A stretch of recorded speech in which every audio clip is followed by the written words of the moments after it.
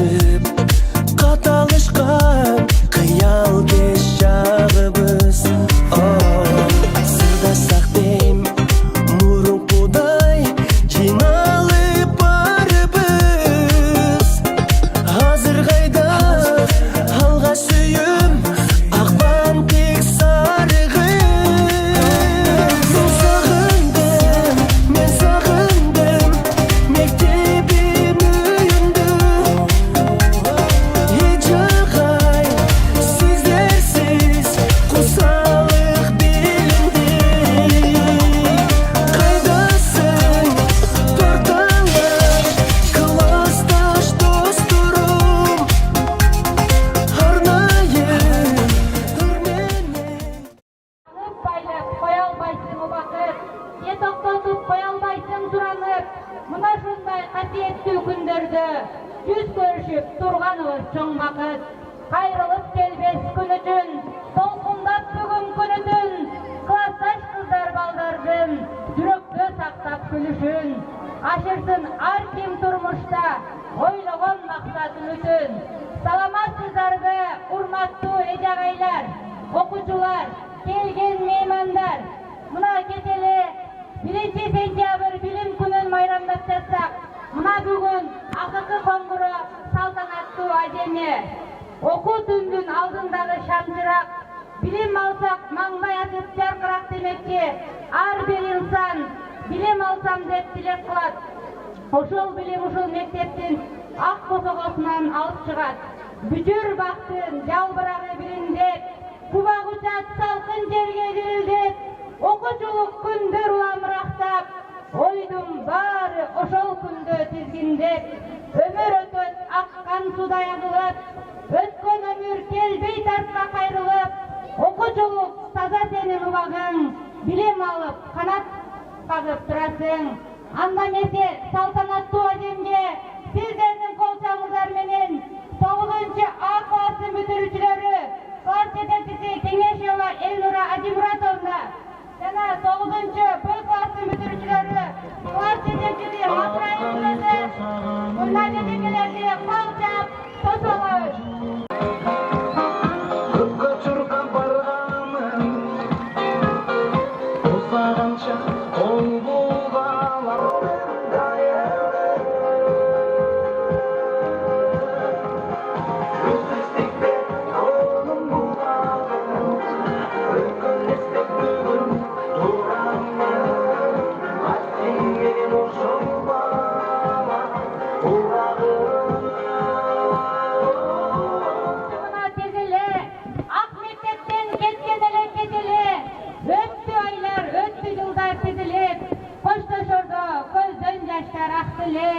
Жаштыгымдын эң бир сонун күндөрү сенде өттү ушул алтын мектебим.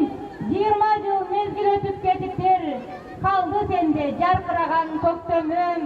20 жылдык жолугушууга келген конокторду кол чабуулардын астында тосуп алабыз.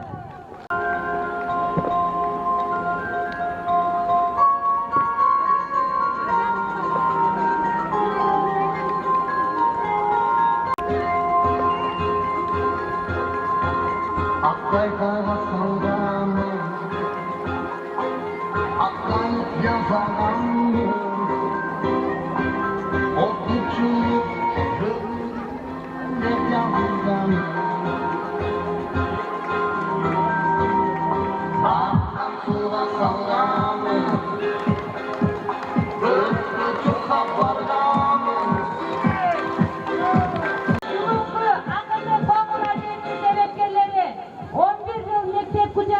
Талим тарбия, билим алып, турмуштун даңгыр жолуна кадам таштап жаткан 11 класстын бүтүрүүчүлөрүн, класс жетекчиси Абдрахманова Жипара Сыдыковна эжекелер менен биргеликте кол чабуулардын астында тосуп алабыз. Ошондой эле 1 класста окуткан класс жетекчилери Каракожонова Бюбатыма Төрөбековна,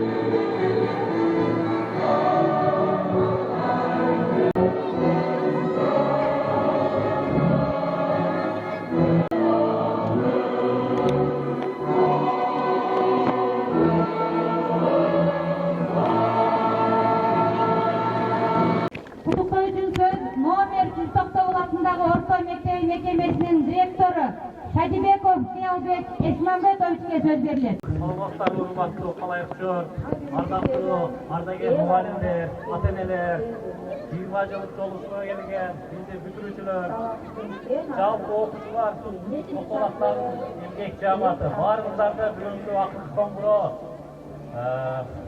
байрамыңыздар менен куттуктайм. Улутобуздун жан мүнөзү болгон тилибизди сактоо. Суроолорго жооп берейин. Бүгүн мектепте канча окуучу бар? Билим сапаты канча мугалим иштейт, кандай ийгиликтерге жетти деген суроолорго төмөндөгүдөй жооп берейин. Бүгүн Токтогул орто мектепте жалпы 40 мугалим эмгек тарбия берип келет. Алардын 8 эркек, 32 аялдар иштейт. Жалпы мектеп боюнча 475 окуучу бар. Бүгүнкү жетишкендиктер Олимпиада, жалпы республикалык тест алтын тамга боюнча ар дайым жыл сайын жыйынтык берет. Күнтүктүү окуучуга карата бизде эң жакшы жетишкендиктер бар. Себеби Олимпиадада былтыр 2 окуучу райондук турда ийгиликтерге жетсе, бүгүнкү күндө 4 окуучу 3-чү орунду ээлеп, 1 окуучу 2-чи орунду ээледи. Бул район боюнча жыйынтык чыгарганда жалпы 10 мектеп болсо, алдыңкы мектеп ошол 10 мектептин катарын Токтогул орто мектеби бүгүнкү күндө ошол толуктап келет. Бул биздин эң жакшы жетишкендиктерибиз десек болот. Алдыда балдардын баардыгы сүйүнүп, окуу жылын аяктап, эс алууга кетебиз деп сүйүнүштө турушат. Окуучулар эмне дейбиз? Каникулда жакшы эс алып, 1-сентябрга жакшы даярданып келет деген ойдомуз. Ал эми бүгүнкү 9-класс, 11 класстардын бүтүрүүчүлөрүн алдыда мамлекеттик экзамен күтүп турат. Силерге калым мамлекеттик экзаменди эң жакшы балдарга тапшырат деген ойдомуз. Даярдыктар жакшы болсун. Ал эми 11 класс окуучулары кечээ тапшырып келген жалпы республикалык тестиндө да эң алдыңкы балларды алып, өзүнө каалаган окуу жайларга тапшырат деген ойдомуз. Баардыгыбыздын тилегибиз ошол. Баскан жолуңар ак жолдой болсун. Биздин ишибиз ачуу да, чындап биздин окуучулар бүтүп баратат деп. Бирок сиз жаңы барактардын бетин ачып, жаңы кадамдар таштап атасыздар. Ар дайым ден соолугуңар болсун, окууларыңарда ийгиликтер болсун, жолуңар ачык болсун. Дагы куттуктоо ушул 20 жылдыктарга арналат. 20 жылдыктар эң жакшы күндөр. 20 жыл ичинде эмне ишке жеттик, кандай нерселерди жасадык, аялда иштеп атабыз. 20 жылдан бери көрүшпөй, бүгүнкү ушул мектептин астында жолугушкан үчүн силер өтө кубанычтасыздар. Дагы бир сыйра силердин байрамыңар менен куттуктайм. Ар дайым бар болгула, ден соолукта болгула. Силердин колдооңорду ар дайым сезип келебиз. Эркек балдары балдардын ден соолугуна кам көрүп, спорт залынан айнеген, ошол ден соолуктар чың болуш үчүн балдар оорубасын деп жалпы ошол спортзалдын 120 миң тегерегинде акча каражаты болгон ошол бүгүнкү күндө ошол айнектерин алмаштырып пластик алмаштырып бердиңер. Андан сырткары эмгек жасаган иштериңер мечитке жасадыңар. Силер ар дайым бар болгула, ден соолуктогула. Ал эми биздин үнүбүз жетпеген жерге үнүбүздү жеткирип, колубуз жетпеген жерге колубузду жеткирген араңардарда ошол кыздар, балдар бар экенсиңер. Ар дайым бар болгула, ар дайым мектепти колдоп таяк жүргүлө. Бүгүн эле эмес, дагы силерден көп колдоо күтөбүз. Мааракеңер кут болсун. Жакшы достуулар, жакшы көңүл ачкылар, майрамыңар менен баарыңыздарды дагы бир Рахмат жок. Кезекте биздин комузчуларыбызга беребиз. Даярдаган мугалими Давлетова Миргүл эже.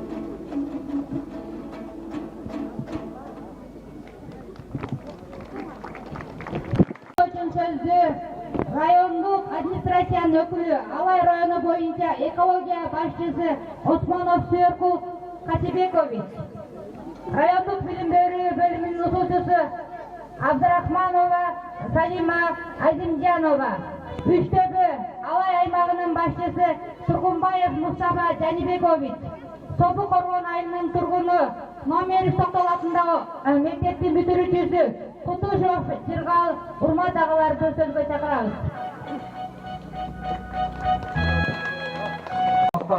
Урматтуу бүгүнкү Акыт Коңгуроо салтанатынын катышуучулары, урматтуу бүтүрүүчүлөр, жолугушууга келген коноктор, жалпы ата-энелер, бардыгыңыздарды бүгүнкү майрамыңыздар менен Үчтөбө Алай айыл өкмөтүнүн атынан жана жеке өзүмдүн атынан чын жүрөктөн кызуу куттуктайбын.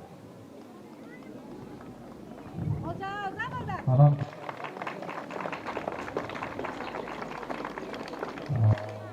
мына биринчи сөзүмдү бүтүрүүчүлөрдөн баштайынчы. Урматтуу бүтүрүүчүлөр, эми мынакей Кудай кааласа мектеп менен кош айтып турасыздар. 11 жыл бир класста, бир партада отуруп, бир туугандай болуп калдыңыздар. Биз дагы бирге бүттүргөнбүз ушинтип, кыздарыбыз ыйлап, башка болуп, алдыда Кудай кааласа сиздерде жакшы жигертенин итогдор аябай жакшы болсун. Сиздерге биз ишенебиз, Кудай кааласа. Келечегиңер кең, күбөлүгүңөр түз болсун. Бардыгыңыздар турмушта өз ордуңуздар тапкан инсандардан болгула.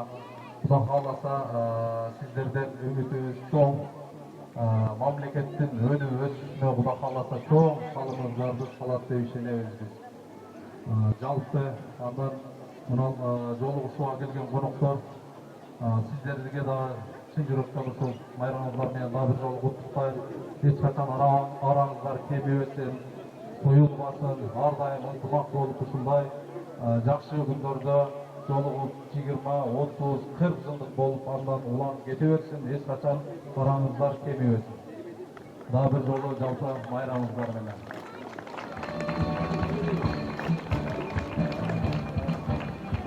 Анан мына учурдан пайдаланып бир нерсени айта кетейин. Урматтуу ата-энелер, бардыгыңыздар ушул жерде турасыздар.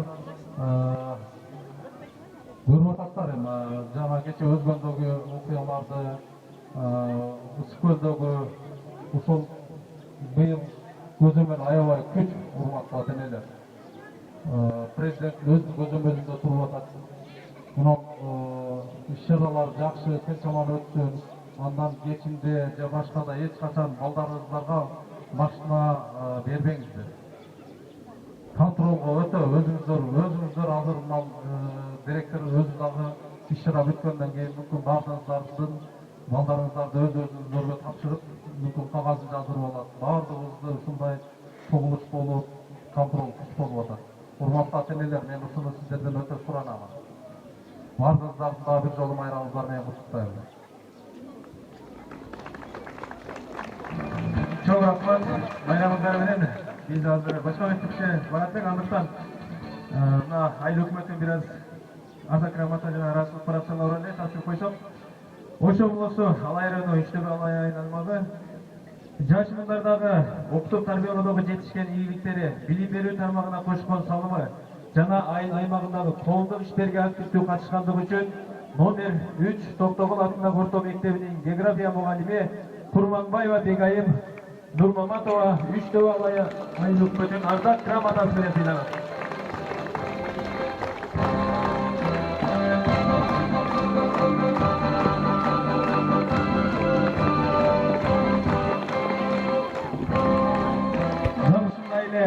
Мазмунда ардак грамота менен Барымбай кызы Асылгүл сыйлагат.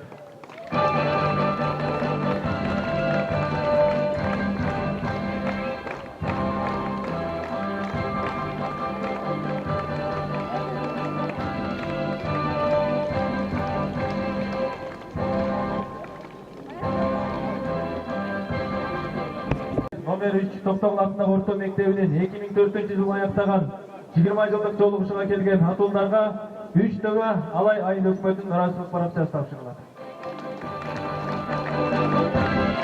Колдоп койсоңуздар, Башай Бактиярага биздин айыл өкмөттүн кызматкери сиздерге ийгилик болсун, аман болуңуздар. Бул абалга да өзгөчө белегибиз бар боюнча аман болуңуздар. Байрамыңыздар байрам болот.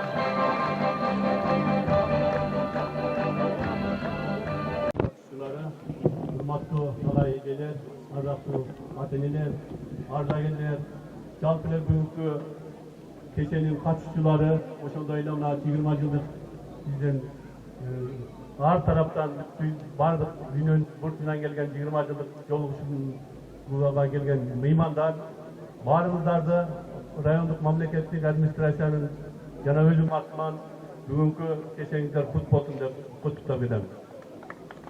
Эмне дейбиз, мына жыл өткөн сайын биздин жаш буундарыбыз өсүп, дүйнөнүн булуң бурчунда эмгектенишип, эл жер үчүн, өзгөчө өзүнүн мамлекет үчүн, кыргыз жери үчүн чоң эмгектер жасап келе жатат.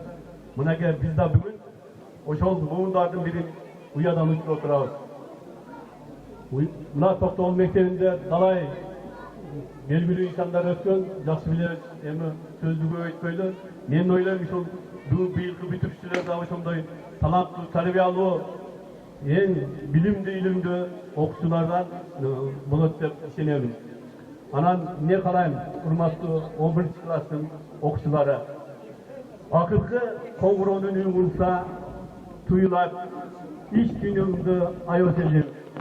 Кайра эми кайталанып, кем мектеби сатына кандай окуучулук менин кезимде туратыңар, действительно мындан кийин окуучулук күндөр келбейт.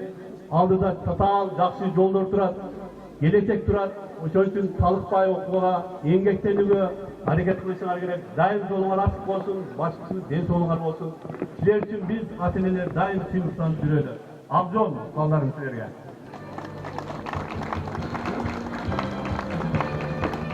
Есен аман жолугу бир соңун багып өтүп жатат.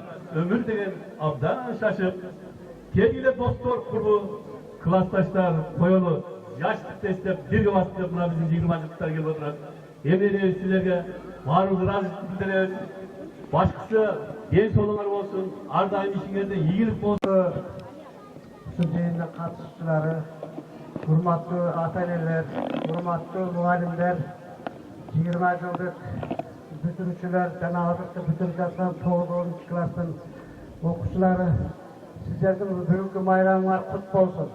Мен ардагерлер кеңешинин атынан жана КААПтын атынан сиздерди кичине куттуктап коеюн деп келдим. Биз КААП деген коомдун алдын алуу борбору, биз мынау 9-11-класстарды буга чейин ай сайын, 2 квартал сайын биз өзүбүзчө келип, булар менен чогулуш өтүп, жакшы нерселерди айтып келгенбиз. КААП деген сөз коомдун алдын алуу борбору. biz ertеңки келечек жөнүндө айта турган сөздөрүбүздү айтып келгенбиз буга чейин дагы. Анан эртең мына экзаменди жакшы тапшырып, мына окуучулар баарыңарга тынч аман, эсен аман, жаман жакка барбай, азыр мына Кыргызстанда болуп жаткан коопсуздуктарды угуп атасыздар базар.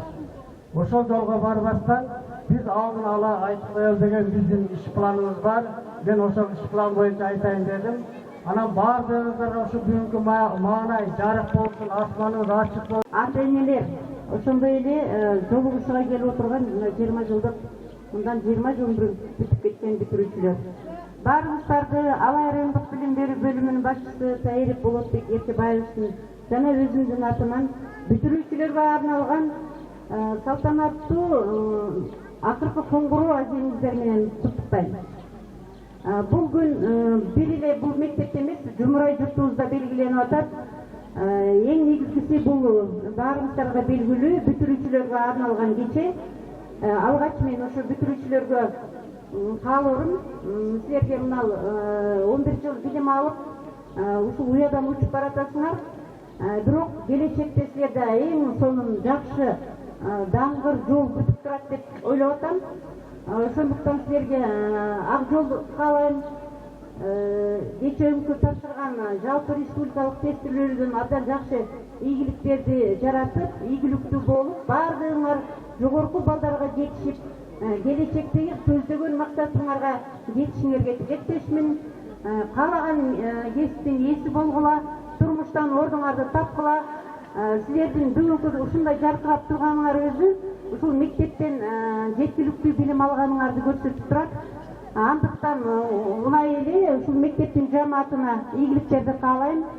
Мектеп билесиздер, биздин райондогу 51 мектептин ичинен алдыңкы орундардагы таанылган мектептердин катарында турат. Ошондой эле 9-класстарда бүтүрүүчү деп эсептелип атат. 9-класстарга дагы ак жол каалайм. Силер дагы тилегиңерди Алла Таалам кабыл кылып, эмнени кааласаңар ошол ишке ашсын. Дагы бүтүрүүчүлөргө мына алдыңарда турат 20 жылдык бүтүрүүчүлөр.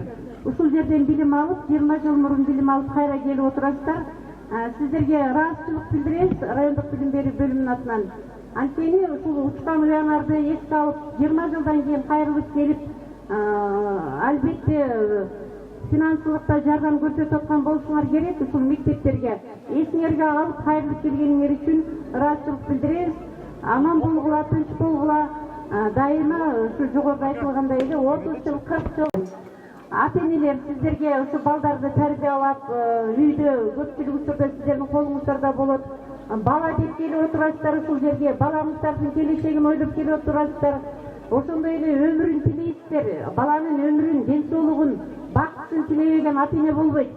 Ошондуктан жаман айтпай жакшы жок дейт. Мен сиздерге куттуктоо билим берүү жана биздиги Алай райондук билим берүү бөлүмү ардак грамота 2023-24 окуу жылында мектеп окуучуларынын республикалык олимпиадасынын 2-чи этабында райондук турунда окуучусу англис тили предметинен 3-чү орунду камсыз кылгандыгы үчүн номер 3-чү Токтогул атындагы орто мектебинин англис тили мугалими Барымбай кызы Асылгүл Алай райондук билим берүү бөлүмүнүн ардак грамотасы менен сыйланат. Алай райондук билим берүү бөлүмүнүн башчысы Болот Эркебаевич Таиров, Болчоз Ишкырбаев, Абдрахманова Жупаргүл окуучусу 2-чи орунду алгандыгы үчүн сыйланат. Сыйлыктар беребиз.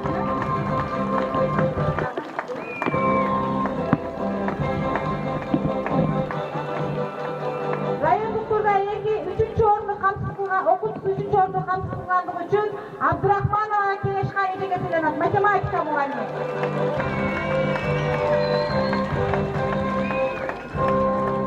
Билим берүү тармагында өзүлүү эмгеги окуу тарбия иштеринин сапасын жогорулатууга кошкон салымы жана профсоюздук мыкты ишмердүүлүгү үчүн Исламова Оксана Болотбековна сыйланат.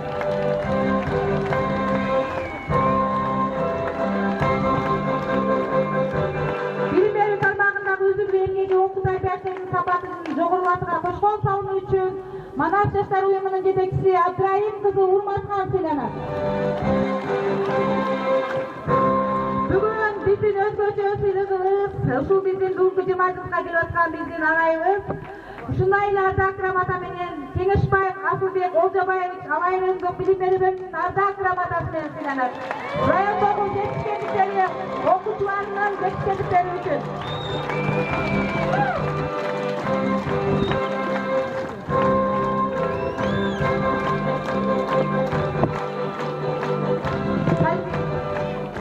Кайнекеге уруксат берсек, ийик сөздү алган сыйлыгыңыздар кут болсун, дагы чек болбосун, көп сыйлыктарга жетишиңиздерге каалайм. Рахмат.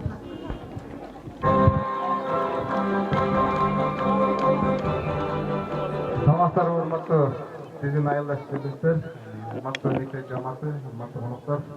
Бүгүнкү кезектеги окуу өнөрдүн бүтүрүү салтанаты менен бүтүрүүчүлөрдү, окуучуларды мектеп мугалим жамаатын чын жүрөктөн куттуктайм. Өзгөчө мен бүтүрүүчүлөргө айтарым, бүгүн силер алтын уюңарды таштап, жаңы өз алдынча сапарга чыгып баратасыңар. Баскан кадамыңар узак болсун, канатыңар узун болсун. Буга чейин силердин ар бир кадамыңарга ата-энеңер, мугалимдер жоопкер болсо, мындан ары силер өзүңөр жоопкерсиңер. Ошондуктан талыкпастан билимиңер дагы өркөндөткүлө, өскүлө. Белгилүү азыр билесиңер да, заман аябай бачым өзгөрүп атат, технология, илим тез өзгөрүп атат. Ошондуктан көптүк эмгектенип, талыкпастан билим алгыла, замандан артта калбашка аракет кылгыла. Биздин мектеп билесиңер аябай аты чыккан мектеп. Ошол мектеп убайткан багыла. Бул мектепте көптөгөн чыган азаматтар бүткөн, ошолордун жолун жолдогула. Бул мектепте залкар, данышман мугалимдер иштеп өткөн, алардын атын, эмгегин актагыла. Силерге жакшы ийгиликтер каалайм. Анан ошо бүгүн салтанатка түркчө атай келип, өзү өзүнүн атынан кичинекей белектери бар эле, китеп белектери. 9 классын, 11 классын окуучуларга тапшырып окуучу десеңиз,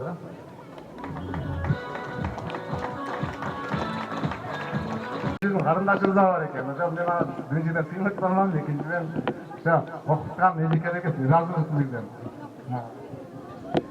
Kutuşa Boruzbay agayдын балдарынын атынан окуудагы жакшы жетишкендиктери үчүн сыйланат 2000 сом акча менен 11 класстын бүтүрүүчүсү Орозбаева Айгүл. Ушундай 2000 сом акчалай сыйлык менен Кыялбекова Аяна. Төлөгөн кызы Айзак. Талантбек кызы Айзак. 9 класстын бүтүрүүчүсү ушундай 2000 сом акчалай сыйлык менен Рахманбеков Рафаэл. Бердибекова Дилназ. Tekrar gelin sana. Bek Murzaev Abdulaziz. Bilим берүү бөлүмүнүн ардак грамотасы окуучусу райондук этапта 3-орунду алгандыгы үчүн номер 3-токтогулатын орто мектебинин география мугалими Курбанбаева Бегайым Маматовна сыйланат.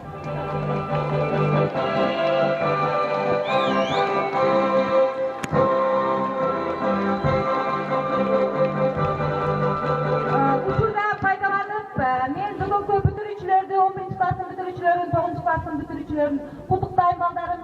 Ак жол силерге келечекте биз сыймыктанган 20 жылдардай күчтүү окуучулардан болуп келет деген ишеничтебиз. Аллахым силерге ден соолук берсин, өмүр берсин. Жана ошондой эле бүгүнкү 20 жылдыкка келген биздин бүтүрүүчүлөр кош келипсиздер. Биз сиздерге өтө ыраазыбыз. Бизде мынау мектеп үчүн өтө чоң иш кылышты. Баардык ата-энелер, мына жерде мугалимдер билгилери келип атса керек. Биздин спорт залдын айнегин жылуулап пластик айнеге алмаштырып беришти. Бул өтө чоң суммадагы акча болду. Мына ошон үчүн биз 20 жылдыктарга терең ыраазычылык билдиребиз. Аллахым сиздерге ден соолук берсин, өмүр берсин. Кайсы жерде болсо да өзү панайында асырасын. Балдарыңыздар менен ушу үйлөрүңүздөр менен кайерде болсо тынч болуңуздар. Келгиле балдарым, ушу 20 жылдыктарга ыраазычылык катары жакшы болсок болчу. Кана окуучулар. Грамота тапшырууну мен биринчи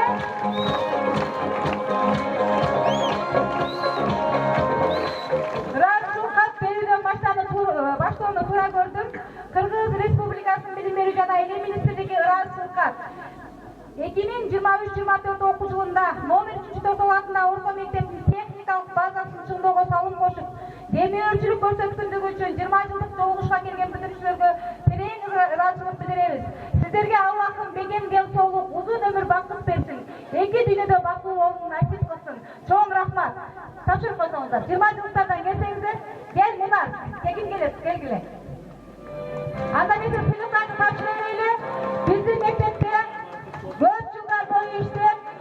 атақты ес алуға кеткен Карыева Үпеле жекеге Тоқтолат орта мектебінің ардақ грамотасын ұйғарамыз. Үпеле жеке доктор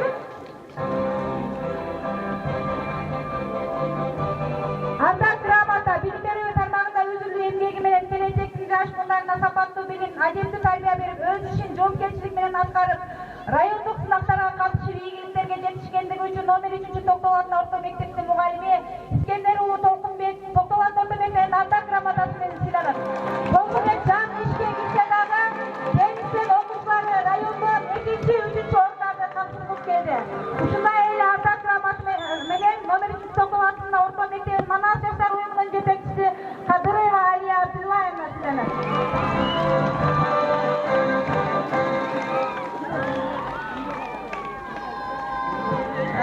Biz geçen günü 24 May günü özümüzün açılışını okuşlarga gramatalarını bergenбиз. Bugün biz Atay'ın 11. klaslar uşul eldin altında çoğ adamlardan gramataсын dep Atay'ın uşullarga berip atabыз. Ata gramata Totolan orta mektepte 2023-24 okuu жылында окуудагы эң мыкты жетишкендер жана коомдук иштерге активдүү катышкандыгы үчүн 11 класстын окуучусу Абдыманапов Элдар сыйланат. Мектеп директору Шадыбеков. Ушундай эле ардак грамота менен Орозбаева Айгүл сыйланат. Кыялбекова Аяна. Койчурек кызы Назима. Талантбек кызы Айзат. Коомдук иштерге активдүү катышкан үчүн Мухаммедова Нурсеңген. Кожоов Сокурбаев. Капаров Майсалбек мектептин президенти, мектепке быйыл өтө жакшы иштерди аткарып берди. Турганбаев Нурислам коомдук иштерге активдүү катышкандыгы үчүн. Анарбаев Азамат.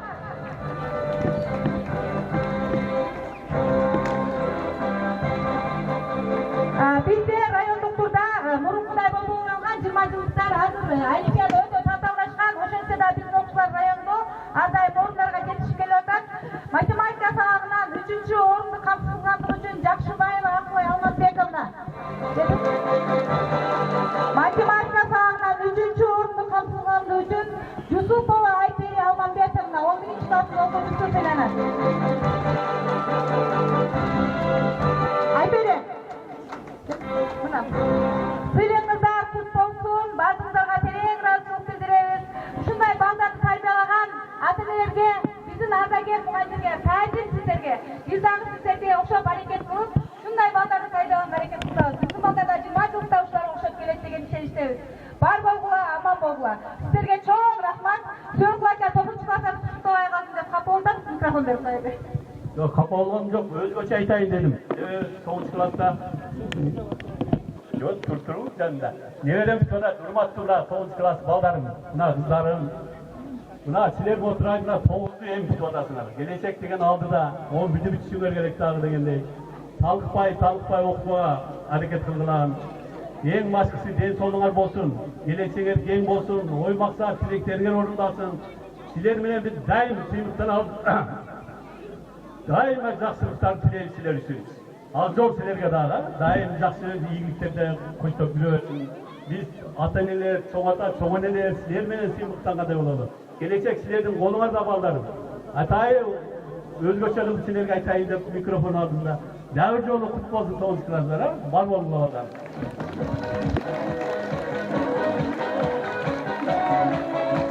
Чоң рахматтарыңыздарға. Mugallim бұл ұстаздардың енесі, mugallim бұл келешектің елесі, mugallimsiz жарқын жашоо жоқ шығар, mugallim бұл бүт аламдың кемесі демекчи. Азыркы куттуктоочу сөз Кудаяров Болотбек агай жана ардагер mugallimдерге сөз берилет.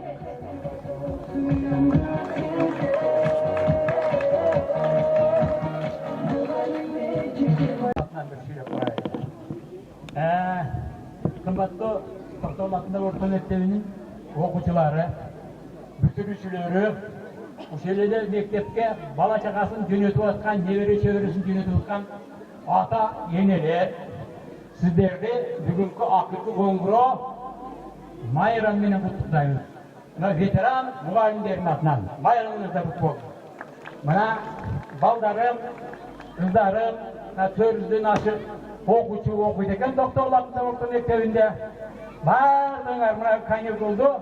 Yaşına yes alıp, tertipli olup, tertip buzbay, ata-enelerdin qargosunda gayret to'liq yaşına dayandanıp, yes alıp, bilimingерdi, akıl esingерdi to'plab, 1-sentyabr qara yaşına okuğa gelişingерdi qalayman.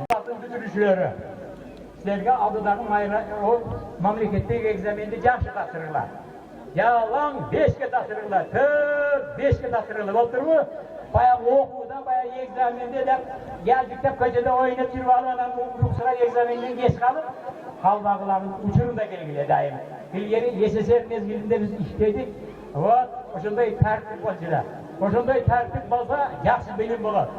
Oşol uçurda ayavay yaşlardan okuçular okuyan yalan 4'ke 5'ke. Oşol uçurda okuyan okuçular ayavay yaxşı işleşken. Oşolordun akırlardan keyinkilerden buna 20 yılımızda gelip otkan buna okuçular. Andan ki buna hazır cırgal söyledi. Oruzbay ekenin balası. Buna oşol uçurda yalan 5'ke okuyan okuçular. Hazırдағы toğumda жақсы işlep atacak, elge hizmet kılıp atacak.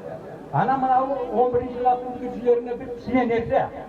Mına okuğunu жақсы okup, egzamini tapşırır, en gerisi kesip tamdaganda, mına mektepte en bir gerekli nerse muğalimler, erkek ballar azayıp ketip otar. Erkek ağaylar az.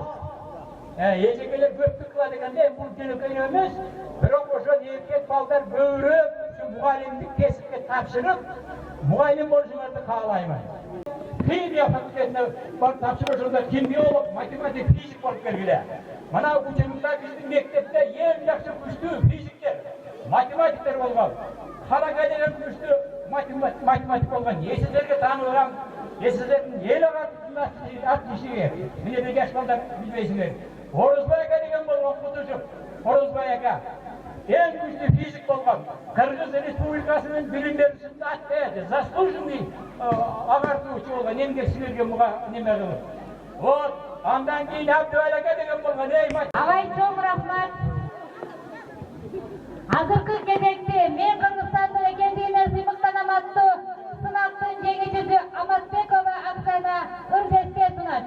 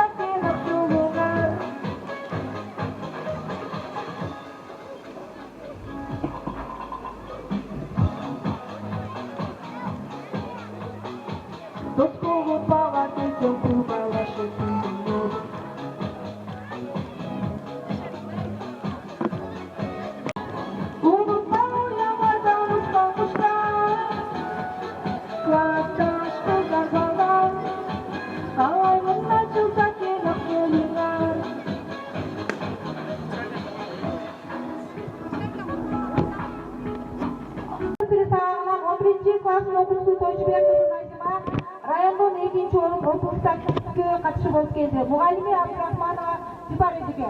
Dayandağı muhalimi Abdurahmanova Kileşkan. İlim, oylap tavu, teknika, ilimi teknika olimpiadasına rayonda birinci orta alışkan. Bence Gulak, Elifim, Numamatova rayona Kabulbekova Sumayan.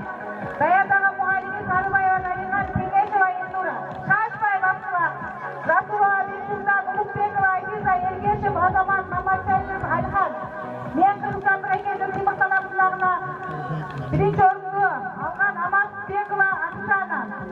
Spor boyunca bizim voleybol boyunca eğlencelerimiz zonada birinci orun, rayonda ikinci orunu kapsılmıştı.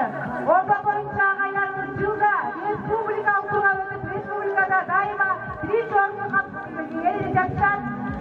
Karakocan Aydegeviz sporcuların yetekçisi Alevi ordu boyunca bir kurgay Talay Beyanay voleybol boyunca kızlar kılama komandası zonada birinci orun rayonda üçüncü ordu kapsılmıştı. Buna düzgün davulcu Zeytin yol makinası 1990'ları spordan Rostov'dan İngiltere'ye geçiş açar. Erkek güreş boyunca Nakılbekov'dan rayonda birinci ikinci ordu kapsılmıştı. Yamaşıkları şahmat boyunca Gökbekov Daniel Bakirov Maliyet rayonda birinci ikinci ordu kapsılmıştı. Sol tenis boyunca Koşmapet Kuman Rayondan Muhalimi İskenderoğlu rayonda birinci ikinci ordularda kapsılmıştı. Ortağımız bir yıldan bilgisi çok muhalimler usul okulular bizim ekletti rayonda birinci orduga girişine sebepkar bolgan bizim usul muhalimleriz. Parak bolganda muhalimlerge sakında olsağış керек да? Ана olsaqlaşı,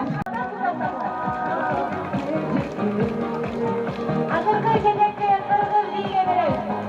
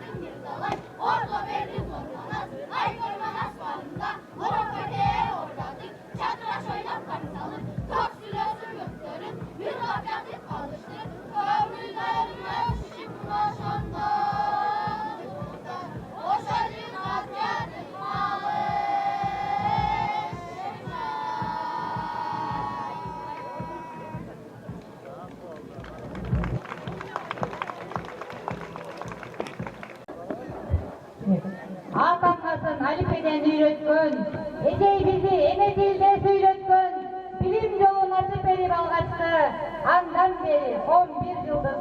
күн, самай чачың аппақ туа қаралап, жүзіңізден мерин нұру таралат, барыбызды еркелеткен егейім, эже емес, энекемдей саналат.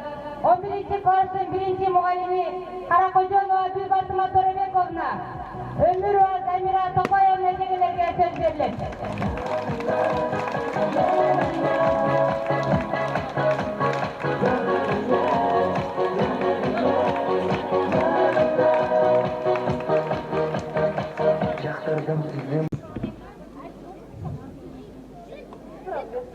Улуу устаздар, урматтуу ага эжелер, ардактуу окуучулар, кадырлуу ата-энелер, жана ошондой эле мындан 20 жыл мурун бүтүп кеткен бүтүрүүчүлөр.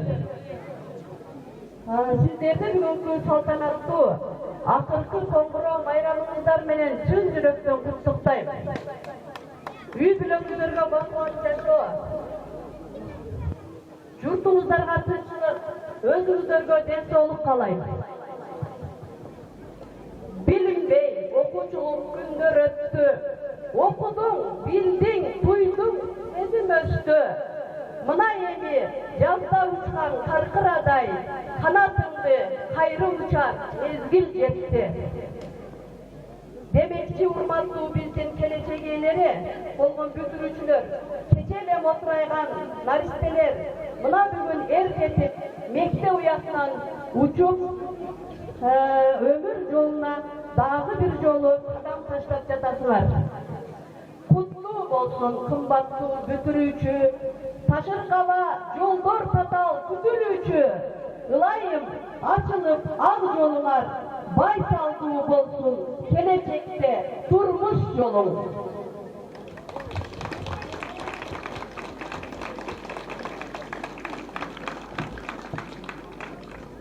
Кымбаттуу бүтүрүүчүлөр, карлыгаштар, турмуштун даңгыр жолун аттанып жаткан сапарыңар байсалдуу болсун.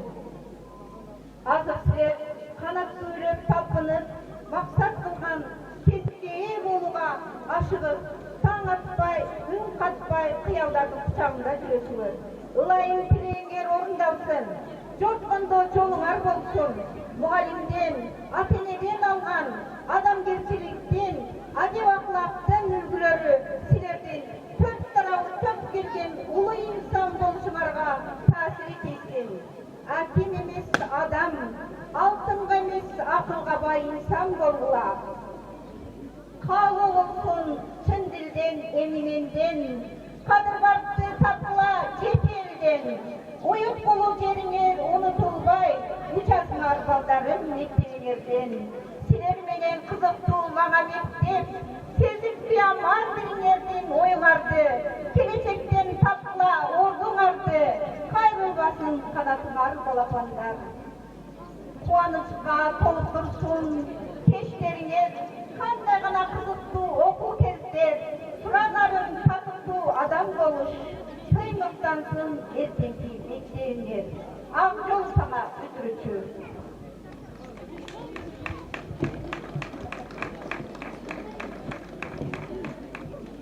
Жақсы айтып, жаман айтып билим берген, мұғалімдің жан дүйнөсү сени менен, кетерде жүн жүрөктөн калып айтат, көңүлдү көтөрөлү тилек менен. Куттуктоочу сөз 11-ci класстын класс жетекчиси Абдрахманова Ажипар Сыдыковнадан. Саламатсыздарбы, урматтуу бүгүнкү акыркы коңгуроо адем менен катышуучулары. Кымбаттуу мени сүйүктүү окуучуларым, бүтүрүүчүлөр, 11-ci класстын бүтүрүүчүлөрү. Кече гана бой коюп, мектеп босогосун аттадыңар эле. Мына бүгүн канат сүйлөп турмуш жолуна, жаңыда турмуш барагын ачканы турасыңар. Ушул турмуш жолуңар даңгыр болсун, жолуңар байсалдуу болсун. Бизден алган билим, адеп, тарбиянын бардыгын турмушта колдонуп, жакшы инсандардан болот деген ишеничтемин. Ак жол сага бүтүрүүчү, баарыңарга жолуңар байсалдуу болсун. Рахмат. Мұғалим шыңдыраған ағын бұлақ, algın dep okucuğa bilim sunat. 11 yıl bilim algan okucular rahatçılık ırların sizge sunat. Кезекте 11. класстың бүтүрүүчүлөрүнө берсек.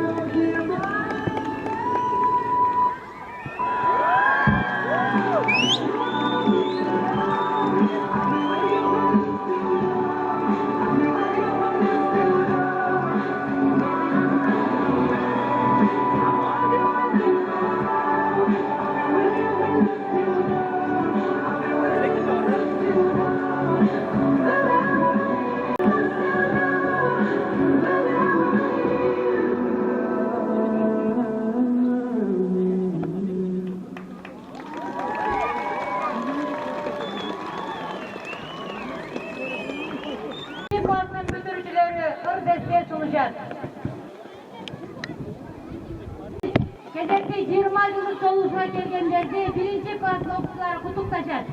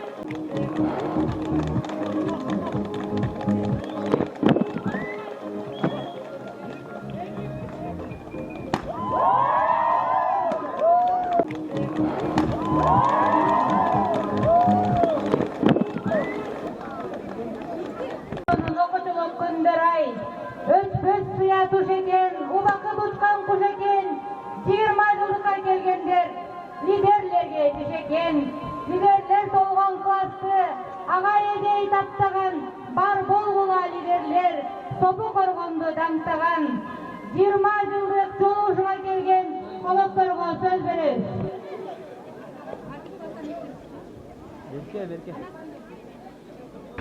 Мектеп жамааты жалпы ардактуу эс алуудагы биздин мугалимдерибиз биринчиден бүгүнкү 20 жылдык бүтүрүү адемин менен куттуктайбыз. Жалпыбыздын атынан куттуктайбыз. Биздин бул күн өмүрүбүздүн эң узун күндөрдүн унутулгус күндөрдүн бири. Себеби бул күнү биз мына 20 жыл мурун ушул мектепти аяктап, окуучулук күндөр менен коштошуп кеткенибизге мына 20 жыл болуп турат. 20 жыл аралыгында биз көптөгөн ийгиликтерге, көптөгөн бийиктиктерге жетиштик деп айта алабыз. Учурдан пайдаланып, жалпы мектеп жамаатына, ардактуу эс алуудагы биздин мугалимдерибизге терең ыраазычылык билдиребиз. Урматтуу бүтүрүүчүлөр, сиздерге дагы ыраазычылык билдирем. Ийгилик каалайм, алдыдагы иштериңерге, турмушуңарда абзал сиздерге.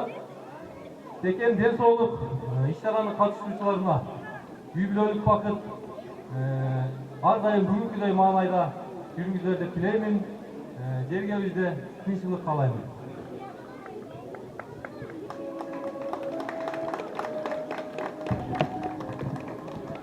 Саламатсыздарбы, урматтуу агай эжекелер, ардактуу ата-энелер, сүйүктүү окуучулар жана алардын ичинде 11-классты аяктап жаткан бүтүрүүчүлөр жана бүгүнкү майрамдын ээлери мындан 20 жыл мурун мектепти бүтүрүп кеткен классташтарым. Баарыңыздарды бүгүнкү акыркы коңгуроо майрамыңыздар менен куттуктаймын. Акыркы коңгуроо балабыздын акыркы коңгуроосу болгону менен жаштыктын биринчи тепкичи деп билдирди. Силерге акчол, сапарыңар байкалдуу болсун. Мындан 20 жыл мурун биз дагы ушул 11-класстын окуучуларына окшоп араңыздарда тизилип турганбыз. Мектепти бүтүп, турмуш сапарына аттангандан кийин биз кайра бала болгубуз келди. Мектепке дароо кайткыбыз келди. Ошондогу урматтуу биздин агай эжекелерибиз, сиздердин берген тарбияңыздар, айткан ар бир сөзүңүздөр кулагыбызда жаңырып, жүрөгүбүздө ойноп турду. Мына бүгүн 20 жыл убакыт өткөндөн кийин бизди толкундантып, кайрадан ушул жерге кайтарып, сиздердин араңыздарга келип тизилип сүргөп турабыз. Сиздерге таазим этебиз, урматтуу агай эжекелер. Ар дайым ден соолукта болуңуздар. Жана ошондой эле мындан 20 жыл мурун өтүп кеткен классташтарым, силерге дагы бекем ден соолук, үй-бүлөлүк бакыт каалайм.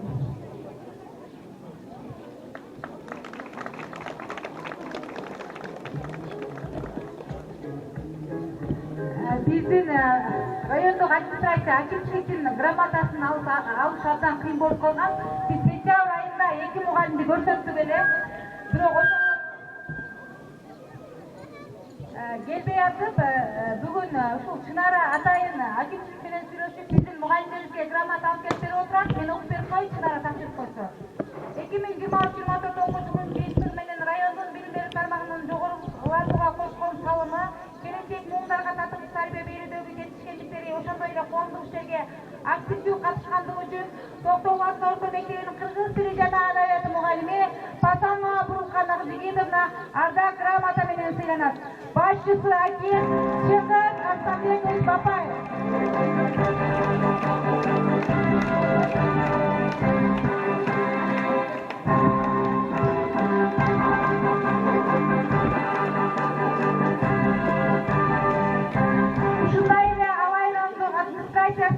Грамотасы менен Курбанбаева Бирайым Нурмаматовна сыйланат. Башчысы аким Чыңгыз Арстанбекович Бапаев. Чынарага терең ыраазычылык билдиребиз. Биздин мектепке ушул мугалимдердин жогору көтөрүп, мындай сыйлыктарды алып келип атканына.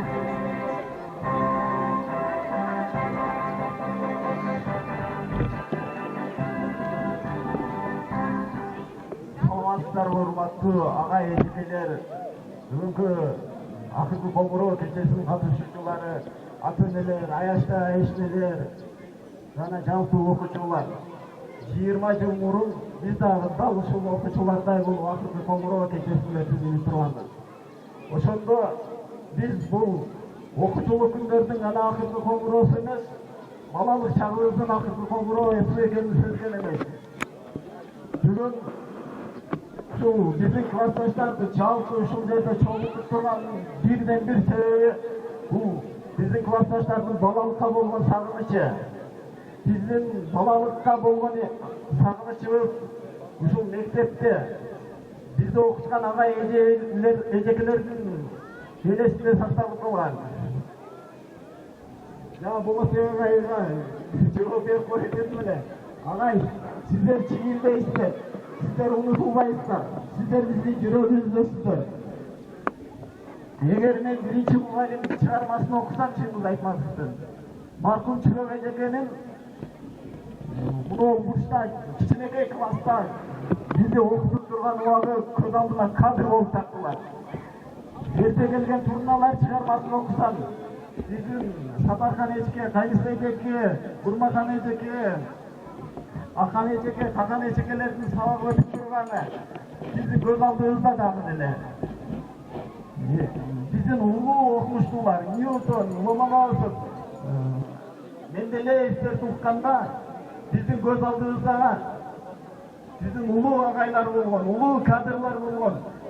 Ташболот агайдын, Элил агайдын, Акылбек агайдын, маркум өтүп кеткен агайларыбыздын элеси көз алдыбызга тартылат.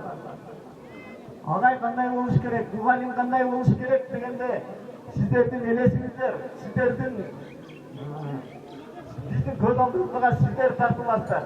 Агай, сиздер эч качан чийилбейсиздер, биздин жүрөгүбүздөсүздөр. Сиздерге кааларыбыз ден соолук, узун өмүр. Сиздер тарбиялаган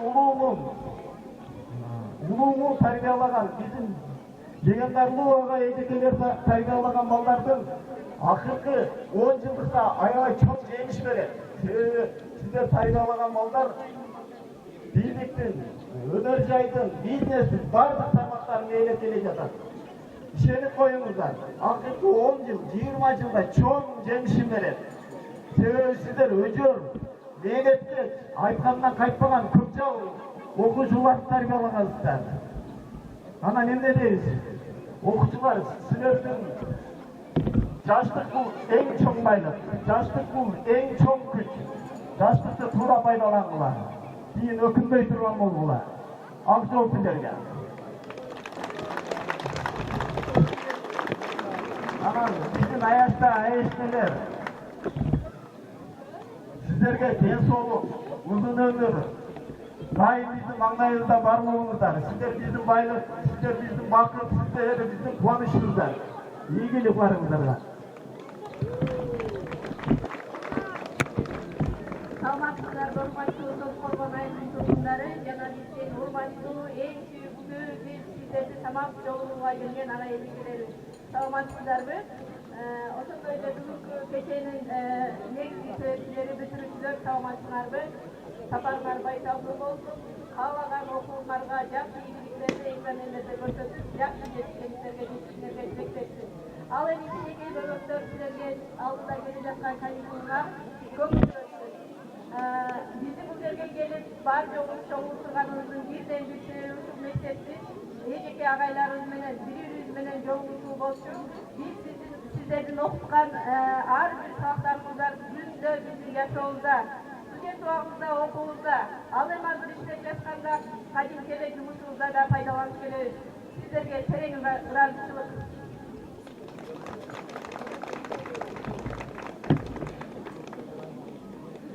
Урматтуу Алтын Уяда Токтогул атындагы орто мектебинде билим алып жаткан жаш бөбөктөр, жаш жеткичектер жана ошондой эле 2023-2024 окуу жылын аяктап жаткан бүтүрүүчүлөр, бардыгыңарга чын жүрөктөн бактылуулук, окууларыңарга чоң ийгиликтерди каалайбыз. Жана ошондой эле алган билимиңердин жемишин турмушуңарда көрүп, келечекте ушул мектептин атын ааламга чыгарган белгилүү инсандардан болушуңарга тилектешпиз. Жана ошондой эле ушул бөбөктөрдү адам катарына кошуп, бүгүнкү кеченин күбөсү болуп келген ата-энелер, сиздерге дагы ошо чын ден соолук, узун өмүр каалайбыз. Жана ушул Токтогул мектебинин жамаатына сиздерге дагы ошо ишиңиздерге ийгилик каалайбыз. Ар дайым Токтогул мектеби район боюнча эң алдыда болуп келген, ушунуңуздардан жазбай, дагы да көптөгөн ийгиликтер жарата бериңиздер демекчимин. Жана мен эң негизги каалоом бүгүн бүтүрүүчү кетен күбөлөр болгон биздин ардактуу агайлар, эжекелер, сиздерди бүгүн биз сагынып 20 жыл өткөн соң кайрылып келип отурабыз.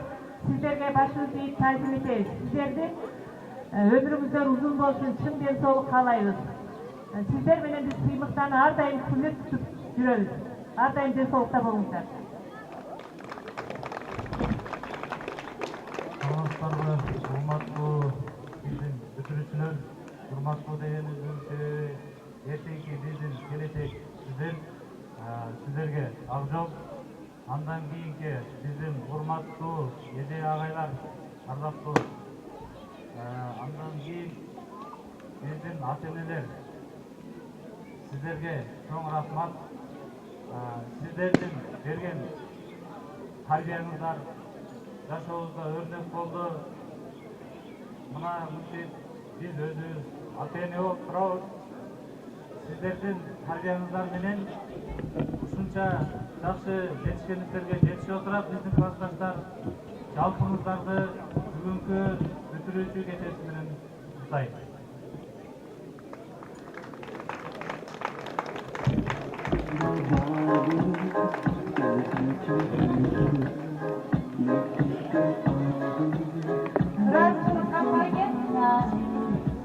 Бул мен ойлойм, биздин ушул Нуриланы окуткан ардактуу ардагер мугалимдерге ыраазычылык катты деп эсептейм.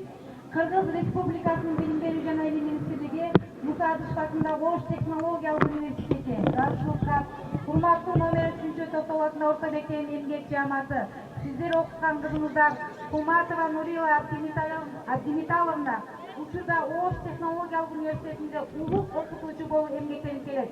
Келечек муундарга тарбия берип, илимге үндөп, адеп аплактык тарбия көрсөтүп, патриоттук сезимге сугарып келесиздер. Ош технологиялык университетинин эмгек жааматы сиздерге терең ыраазычылык билдирет жана кыргыз элинин керегине жараган мыктуу кыздарды тарбиялап өсүрө беришиңиздерге тилектешпиз. Ректор Турсунбаев. Бул ойлойм, ардагер мугалимдер, бул сиздердин күнүңүздөрдү эсептеп, кыялка ушуну Болотбек тапшырып коесуздарбы? Биздин акыркы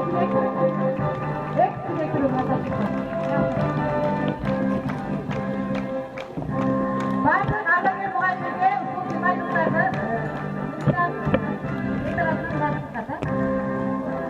ак жол сага кымбаттуу бүтүрүүчү, Тазыркаба жолдор татал бүтүрүүчү, ылайым ак жолуңа ачылып, аттануа кесиптик илим үчүн эсте калат ушул мүнөт ушул күн. Коңурообузга кылат тилер үчүн, келечекке талпынып канат түйлөп, ак жол сага алтындай бүтүрүүчү. 2023-2024 окуу жылынын акыркы коңгуроо кабуу үчүн 11 класстын окуучуларын чакырабыз.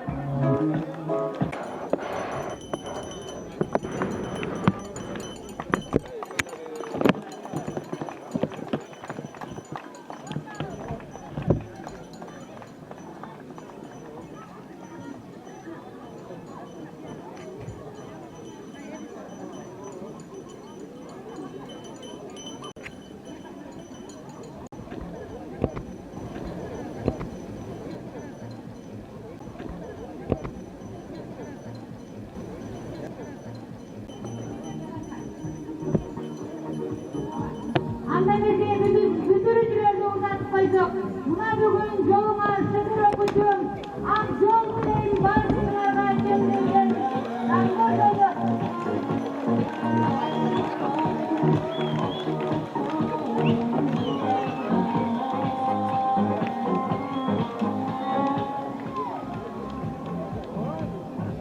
Актуу айдемир соңуна чыкты. Көңүл бурганыңар үчүн чоң рахмат.